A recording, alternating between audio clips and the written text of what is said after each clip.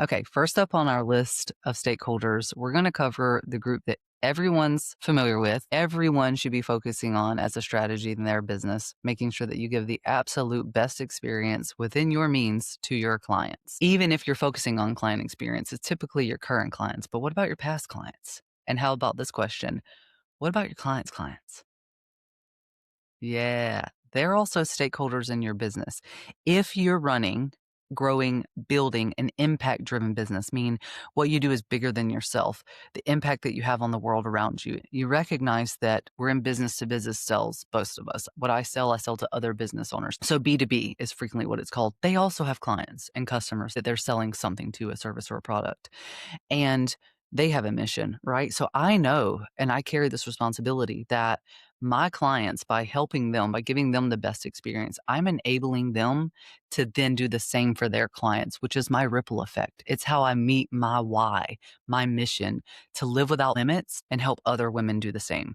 That's my mission. So in my own business, living without limits and helping other women do the same. By supporting the business owners that I do and helping them, they can go and help other women do the same. Whether they ever become my clients or not, they still have a small stake in my business. So we're going to talk about client experience through the angle of past clients and present clients and your clients' clients. Just a little bit.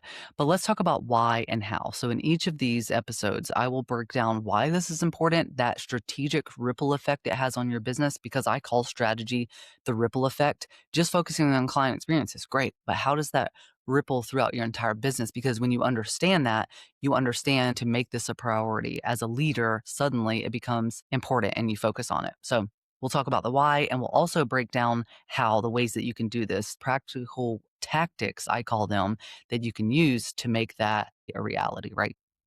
Hey, I'm Steph Rubio, your go-to for no-nonsense chit-chat on growing a business and life that you actually love.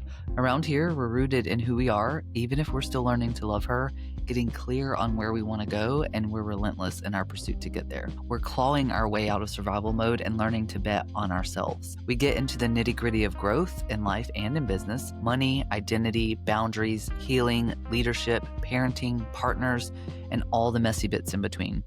If you're ready to grow on your own terms, laugh a lot, possibly cry a little, maybe laugh until we cry if we're lucky, then hit subscribe and let's get into it. This is Rooted and Relentless. Grab your notepad and hold on to your tits. This one's for you. So let's talk about why this is important right now, like focusing on your client experience. When you dazzle your clients, they stick around and they keep paying you. That's called client retention. And it's well known that client retention is better for the bank than client acquisition, acquiring new clients, right? That takes more money and time than retaining your existing clients. When you dazzle your clients, they tell other people about you and you get referrals, which is free marketing. Yes, referrals are marketing. It's called word of mouth marketing. I'm here to tell you that the time and money that you spend marketing, which is helping with your client acquisition, it's helping generate those leads that you convert into those clients, getting the message into the world of what you do. If you're a really good marketer, then it is creating that interest in what you sell and then pulling people and eyes into your world, right? Time spinning your wheels gets a lot easier over there whenever you have a stellar client experience and your clients send other people to you. And now your marketing suddenly got a heck of a lot easier and a whole lot more free and cost friendly, because you didn't have to do anything for that except for take care of your clients so well that they told other people about you. When you delight the fuck out of your clients, they want to buy whatever else it is that you sell a lot easier than anyone else does, because you've already established their trust. They are the social proof. We have heard for years now, social proof. You have to put that out there because that builds that trust, right? Give them the use case. Tell us how you helped your clients. Be specific. Tell us the testimonials of other people like us so I can see myself in the person that you're helping. All of this does matter. Your clients are your social proof. That's who you would get on social media and talk about as your social proof. So leverage them. Upsells to them are a lot easier, right? So follow their journey. Make sure that you have something for them at every stage if it's within your means. Care for them, love them. When you have something new, tell them about it. It's a natural conversation. It's a natural progression of their journey with you then, and not this pitch to some person who's never met you. And upsells means, yeah, you guessed it, a lower cost on your marketing efforts because you got new money via that upsell by just doing what you were already doing really freaking well, delighting the heck out of your people. Okay, that's the why. Client retention, a lot easier and better for you and more cost effective than client acquisition. Delighting the heck out of your clients means referrals. Referrals are free marketing. So again, better for the bottom line. Money coming in, a lot less money going out. And your current clients are more likely to buy from you than someone who's never worked with you. So you're leveraging that through upsells just by leveraging what you're doing. So now let's talk about how. 4 ways that you're going to do this. You are going to clearly communicate with your clients. This is of the utmost importance. You need to lead the relationship.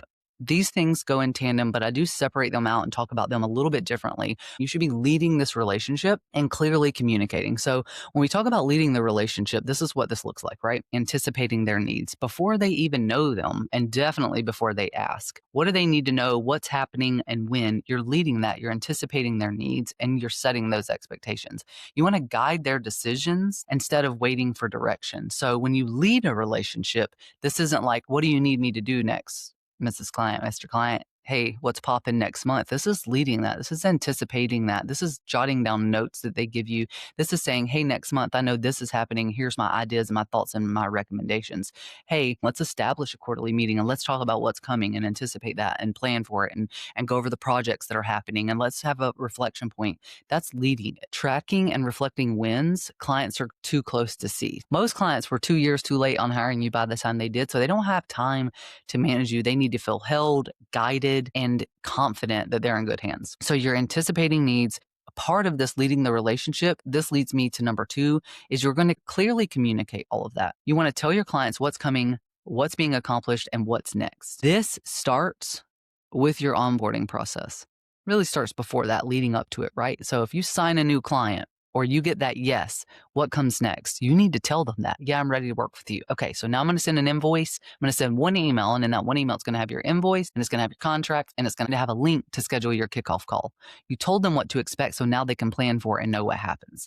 This also looks like determining what your boundaries are, your client boundaries, and setting those expectations up front. One way I like to do this, managing their onboarding experience, is just start with like a document or a video or both. So I have an expectations and norms document and an embedded video that I share with every client. And that has my general times that I'm online, my response times, the times of the year I'm most likely to take off, because I'll pop off and take off anytime I decide, sure, but I have like set intervals. Like I take off a week in March, I take off a week or 2 in the summer, I take off 2 weeks at the end of the year, and then some pockets in the year throughout. So I go ahead and let them know that up front. Another thing in your onboarding process is starting that kickoff call, leading that relationship. We talked about leading it. So you not only told them what was happening and where, but you get to that kickoff call. What are you doing first? You should already know this. You should already have talked about your goals. So this is like a retainer-based example I'm giving you here to give you a real live use case of how I would approach this. Let's say you have a retainer client, meaning they're going to pay you for consistent work month over month over month. When you start that, you should already have their goals, their pain points, their problems, because that happened leading up to them saying, yes, I want to work with you, right? So you need to take ownership. This is how you manage a relationship so well that they feel the relief. They're already raising your rates by the end of the month, and they're telling other people about you by the end of the month as well. That's the kind of extra client experience we're trying to bring here. And you anticipate these needs and you set those expectations, and then you show up at this kickoff call and you say, okay, so I want to get your buy-in here, not to go a little crazy, but these are where I think the priorities lie. And these are the first projects and actions that we're going to chip off the block. Here's milestones we're aiming for in 30 days. Here's milestones in 60 days. And here's milestones we're aiming for in 90 days based on our conversation. But is there anything else I missed here or didn't know? And does this timeline still feel right to you? Get their buy-in. Boom, you guys are literally in sync from day 1. You're in sync from day 0 because you set those expectations early, and that relationship starts off. And then check in with them at those 30, 60, 90-day points. Tell them how you are going to communicate and what kind of check-ins you're going to send them so they know what to expect. If you're going to send a weekly roll-up, tell them that you send a weekly roll-up. If you track something monthly, tell them that you're going to do that. Clearly communicate it. Then there's no stone left unturned, and they have no questions.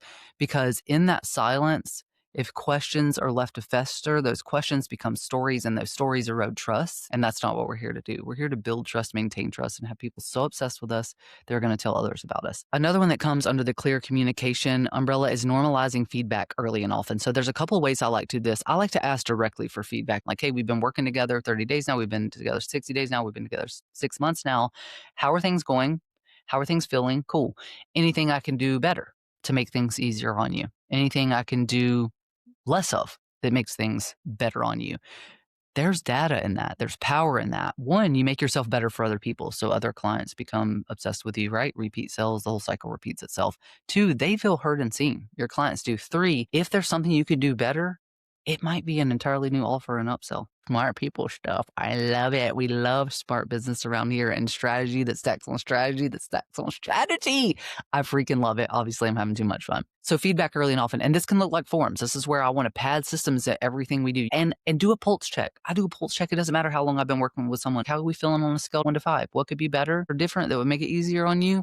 Anything you want more of or less of? Boom. Okay, let's talk about number 3. A very Stephanie approach is be extra. I like to be extra with my client experience. This will be with every stakeholder as we continue on this masterclass journey of how you really grow a sustainable business is managing every stakeholder experience. Be extra and be strategic about that. And what I mean is these are like your surprise and delight moments. And this can be anything from a client gifting strategy, which I love, a client gifting strategy, which sends everyone who onboards to maybe your one-on-one. They get this $60 package that has all these different things in it. And then you have one that you just send once a year to clients in your membership. And when they onboard, like that's a client gifting strategy and a just because gift. They are launching a book for the first time ever. Their first published book is coming out and you want to send them a thoughtful little gift. That is the kind of thing that is extra that sets you apart from the others, that helps your people feel loved, seen, remembered, like you actually care, and literally makes them fall in love with you.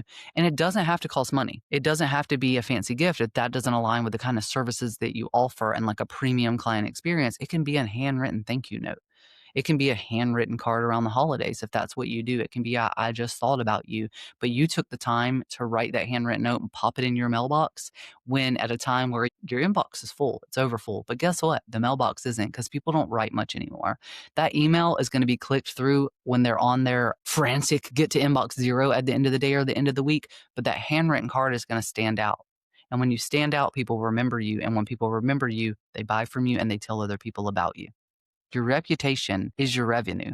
This is how you build a reputation that carries you in every room, whether you're in it or not. Get creative and figure out what you can offer that's different or unique or whatever that make your people feel special, that has a ripple effect on its own. And one way I'll give you an example is doing a feature. I am in the middle of featuring my own mastermind members, the founding 10, the Clarity Coven, on my podcast. This feature is one way that I could be extra, that I could give them a little something that was in my means to do. I already have the podcast. I already pop on here and record. It's just a conversation. I just need to spend a little extra time designing kind of the layout, how I'll bring that to market, and really what I'm trying to achieve here. This feature is a way that I could be extra for my people and give them something and me in return. You can make it strategic across your business. Being extra should be a part of your strategy because, again, it makes you memorable. It makes your people feel loved and seen and heard, and people that are remembered get referred.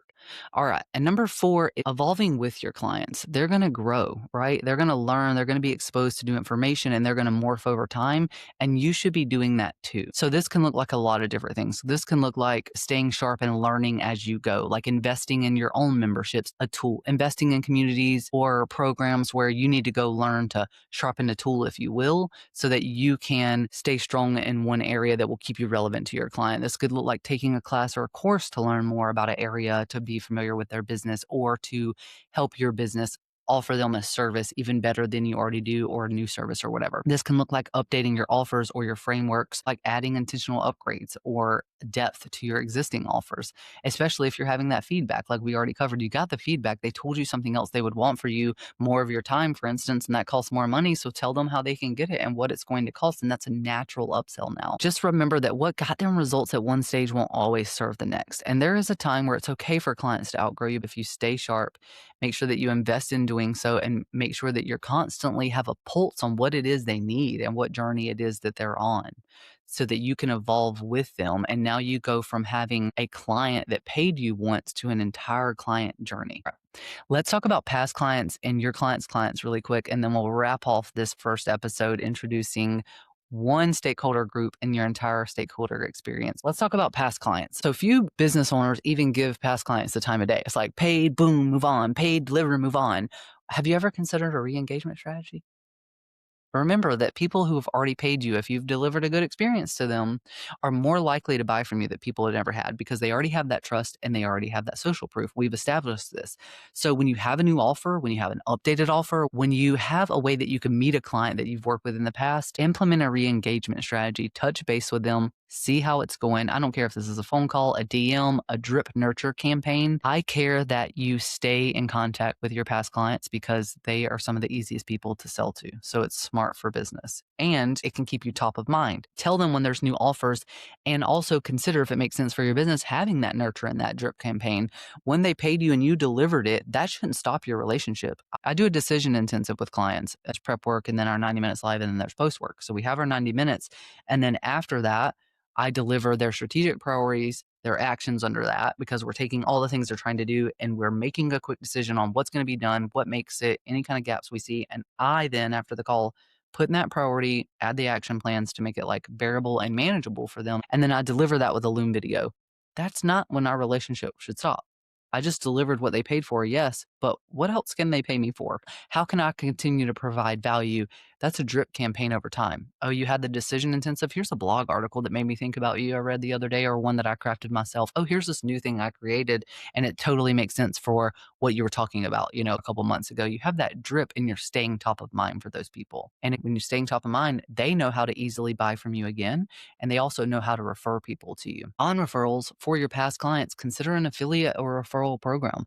One of my best referrers has only paid me one time. She paid me one time $379 nearly 2 years ago, and she still refers people to me to this day. So she needs a referral code. She needs an affiliate program. She carries me and my reputation in rooms that I'm not in. I don't even have to offer that to her. That's the kind of business I want you to build. But because I care, because she is taking the time out of her day to say my name in rooms, it's worth me considering if that will help her do it even more or give her a little something for doing that, which is great for our women supporting women ecosystem here. Lastly, but not leastly, let's talk about your clients' clients. You're not going to touch them or talk to them or anything like that. That's not what this is about. So I'm not really touching on this one to give you the how and the tips. Caring for your clients, past and present, is going to just be a ripple effect to help you caring for them. So this is less about tactics and strategies for doing so and more about what you do enabling your impact to compound. The people you work with are business owners, meaning that they have clients and customers. So remember that you're enabling them to do that even better. And what you do has a ripple effect on the world around you. Let that be how you carry this responsibility and what experience you want to have. Okay, that is it for this episode. The 1-2 punch on making your client experience one group of your entire stakeholder experience ecosystem, giving your best effort to make it a stellar experience, because that means client retention. That means marketing efforts get easier. That means the bottom line is doing better, and referrals. It means referrals. It means repeat customers. It means revenue. It matters at the end of the day. Okay, you know how to keep up with me. Find me on Instagram at virtually_Steph Rubio and let's talk about it. Ask me the questions that you have. Tell me how you're being extra for your clients. I love to hear it. If it's something that you feel like you do well, let me know. And stay tuned for next week when we dig into another stakeholder group. I can't wait to tell you why it matters for your business, why you should be focusing on it, the ripple effect it has, and ways that you can do that. Well, that's a wrap on this episode of Rooted and Relentless. If it made you laugh, nod along, or grab that cute little notebook of yours and scribble something down, please hit me with the SSR, subscribe, share, and review, as in leave a review. Don't forget to tag me on Instagram at virtually_Steph Rubio. Thanks for hanging. Bye.